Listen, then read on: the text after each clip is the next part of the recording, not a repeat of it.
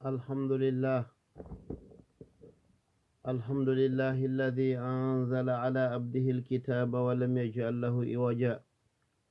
قيما لينذر بأسا شديدا من لدنه ويبشر المؤمنين الذين يعملون الصالحات أن لهم أجرا حسنا. والصلاة والسلام على رسوله الأمين محمد بن عبد الله صلى الله عليه وعلى آله وأصحابه ومن تبعهم بإحسان إلى يوم الدين وأحسن عمدا. أيها الإخوة المؤمنون، فنسأل الله سبحانه وتعالى الذي جمعنا وإياكم في هذه الأمسية الطيبة أن يجمعنا مع حضراتكم في جنات النعيم وما ذلك على الله بعزيز. مسيب جلبة الدباء ɓaawo en yettude allahu subhanahu wa ta'ala juulen e nelaɗo muhammad sallllahu alayhi wa sallam, eɗen toro allah subhanahu wa ta'ala e o kikiɗo ɗo yo allah subhanahu wa ta'ala waɗe yimɓe moƴƴuɓe, yo waɗe yimɓe laaɓuɓe ɓernde, yo waɗe yimɓe jaɓaɓe golle, yo waɗe yimɓe yiɗuɓe qur'an, yo waɗe yimɓe waajeteɓe jaɓa, yo waɗu ɗi waajuji meɗen ɗo fof e ko wonden e nande hara ko feewi ren wona sabu naato en aljanna o yaafo en dendangal bakkatuji meɗen. Haray si ɗum feƴƴi inchallah no mi waɗirno non e yontere feƴƴunde nden kalannode yontere nden. Haray ɗi gimɗi ɗi mi wi on Cheikh Ibrahim wonɓe Arabie Saoudite addanilan ko yowdiri e Facebook, mi tawi ko juɓɓudi labandi gimɗi wonduɗe e waaju molanaɗo. Mi yiɗi firtangol on ɗi inchallah. Haray noon nde ñanden en jangino feccere aranere nden. Haray feccere aranere nden ko woni ton tigi tigi haray ko neɗɗo suɓu ko publiyata ka Facebook ma ka imo ma e dendagal réseaux sociaux ji ɗin. Sabu noon si o feƴƴini ɗum tigi ko Allah subhanahu wa ta'ala andi ko honto haɗoyta. On faami ɗon andi no wodi hakkude men tawɓe amiɓe maɓɓen ka Facebook, woɓɓen ko sinuwa, woɓɓe ko safe hana ɗaɗuɗi ami ha feƴƴete. Sa publie noon haray yahay yahude wallahi ko Allah subhanahu wa ta'ala tun andi ko honto hattoyta. Donc haray noon hande inchallah eɗen jangude feccere luttude nden e ɗiɗo gimɗi haray firten ɗum ɗon.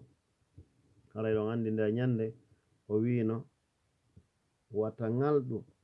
fi sabu ɗuɗugol waɗanɓe ma like, ça veut dire wi'uɓe yiɗi publication ma on ta ɗum hode, wata kadi maapo fi a publie goɗɗum ko moƴƴi tawa yimɓe ɓen ɗuɗali wadde like e mum. Ɗum fof hina hay hunde importance on si Allah subhanahu wa ta'ala no weltanima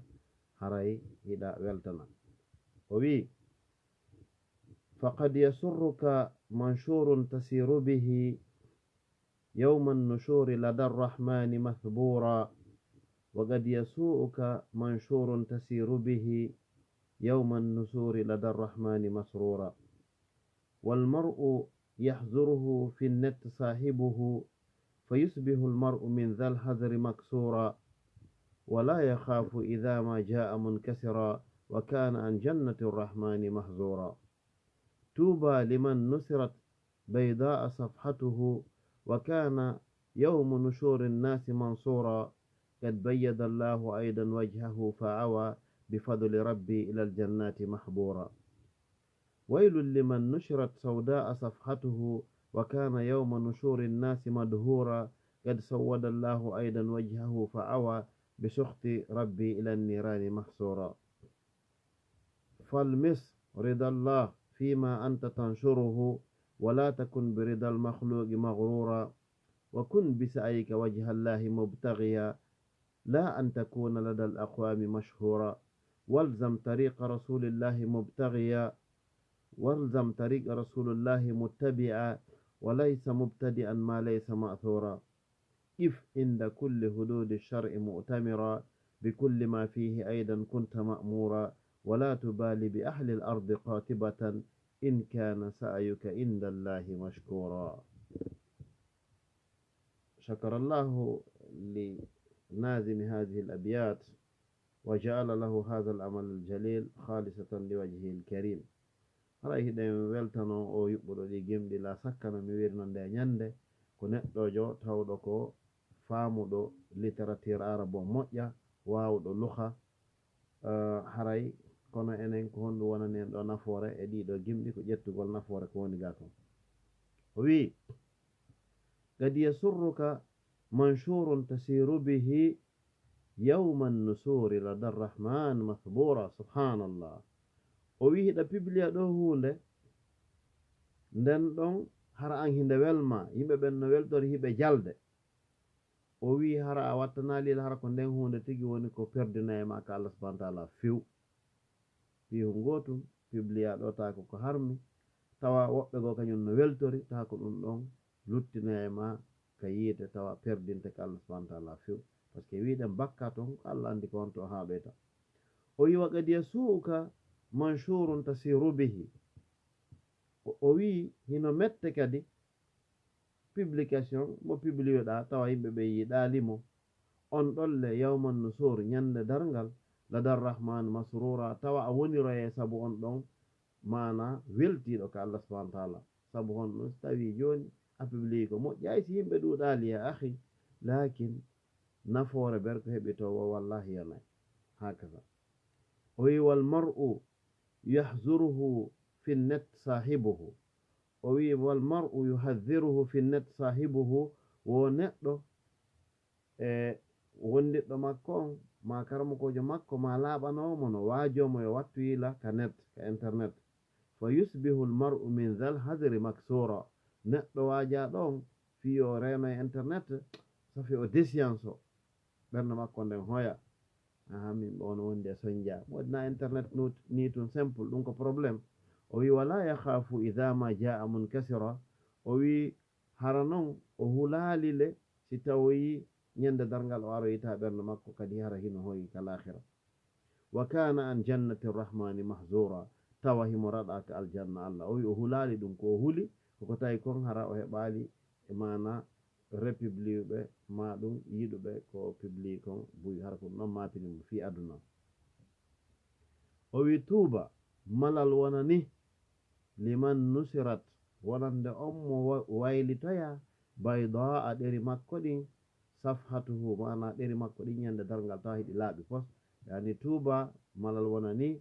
liman nusirat safhatuhu bayda wonande on mo ɗeri mum ɗin weeɓitoya tawa hiɗi laaɓi hara ko tuuni a laato o wi wa kana o laato yawma nusuri nnas yawmu nusuri nnas ñande yimɓe ɓen immintina mansura hara himo walla hara himo tefana o wi qad bayyada Allahu an aidan wajhahu hara Allah subhanahu wa ta'ala rawnini yeeso makko fa awa o weeri ka aljanna bi fadli rabbi sabu ɓural joomi an ilal jannati mahbura hara ko wernaɗo sanna tolna ka aljannaji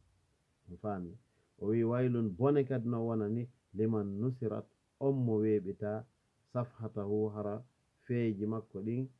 safhatuhu on mo weeɓita feeji mum sawda a tawa ko ɗi ɓawluɗi faami tawano publino piiji bus piiji harmuɗi ɗum fof non ɓawlini talki makko ɗin ɗum weeɓitoye wa kana o laato yawma nusuri nnas yawmu nusuri nnas ñande yimɓe ɓen immintina madhura tawa ko raɗaɗo o wi oɗo de perdi publie ɗo piiji internet ha harmuɗi ha o malkisama o heɓoyali aljanna wallahi hara oɗo perdi ça veut dire ko hollugol ma wata yawito suɓu moƴƴa ndaara moƴƴa ko feƴƴintako no wirɗen noon nde ñande o wi qad sawwada Allahu aidan wajhahu fa awa hara Allah ɓawɗini yeeso makko ngon fa awa Allah werni fa awa o weeri bi suhti rabbi sabu tikkere Allah ila niran subhanallah ka giiteli mahsura ko o taƴaɗo e kala yurmede Allah o wi ɗum noon mo waajadema joni ko sakkitode gimɗi ɗin ɗo falmis yani faltamis ɗaɓɓu ko o ittuta on fiyo gimol ngol feewo falmis ɗaɓɓu ridallah welaye Allah ndaaru moƴƴa no utilisirta mana Facebook ma on fima anta tanshuruhu e konko publiata wattu ila moƴƴa wala takun wata jaɓu few wonde biridal makhluqi e ko welata yimɓe ɓen ko maghrura hiɗa hoditori ɗum igol modi yimɓe ɓen sin publie ɗum ɗo ɓe darta ko ɗum ɗa ɓe darta ka cheytan o wonɗon o wiyta ɗum hode dey to jaɓu ɗum few faami o wi wa kun laato bisayika e golle maɗe wajhallah hara ko yarluya allah mubtaghiya woni ko ɗaɓɓuɗa yani wa kun laato mubtaghiyan ɗaɓɓuɗo wajhallah yarluya allah e nder kadi ko utilise ta facebook ma on ko on faami o wi la an takuna ladal aqwami mashhura wona ya ɗaɓɓu wonugol to lolluɗo quelqu'un qui est connu ou quelqu'un qui est célèbre haran ko ɗum ɗon mapimma geru hara ko heɓata ton ko tawata ko yarluya allah heɓata e muɗum hakaza o wi walzam jokku tariqa rasulillah laawol nelaɗo allah muttabi'a hara hiɗa jokki ko tawrɗaɓe kon ka sunna wa laysa mubtadi'a hara a wonali waɗɗo bid'a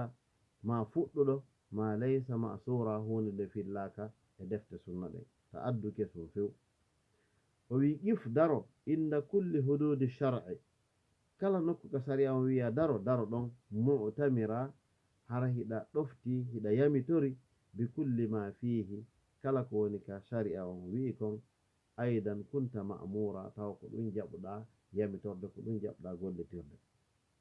o wi ka sakkitode wala tubali wata haaje bi ahli l ard e yimɓe leydi ɓen qatibatan ɓe fuu in kana stawi laatike sa'yi ka golle ma mashkura hino yetta indallahi ka allah yani in kana sa'yuka indallahi mashkura tawi allah no yiɗi yarli golle maɗe ta hacce e ko yimɓe ɓen wolata ko donc ka résumé haray ngol gimol ɗo ko faala e wiide bref ko yen utilise réseaux sociaux ji men ɗin e hoore renare que ce soit ka imo ma ka whatsapp ma kala ka réseaux sociaux woni geru hara ko baraji heɓata ton geru hara ko haajuji ma ɗin huntata ton kono hara hina ya rondo bakkato e muɗum ɗum ɗon noon wawi wonde o sa reeni jungo ma ngun e kollum kilika kunkun kilika ko hana kilikede kon kala ko hendiɗa tawi ɗum ɗo koko boni ma ko harmi ma ko hanaka feƴƴinanede goɗɗo waɗa stop hara a feƴƴinali an on haray bakka to alama hewtude inchallah haray min weltanike onon musidɓe wonɓe e darde ɓen wa jasakumullahu hairan haray no mi wirno nde ñande onon kadi feƴƴinane yewtere nde woɗɗugo inchallah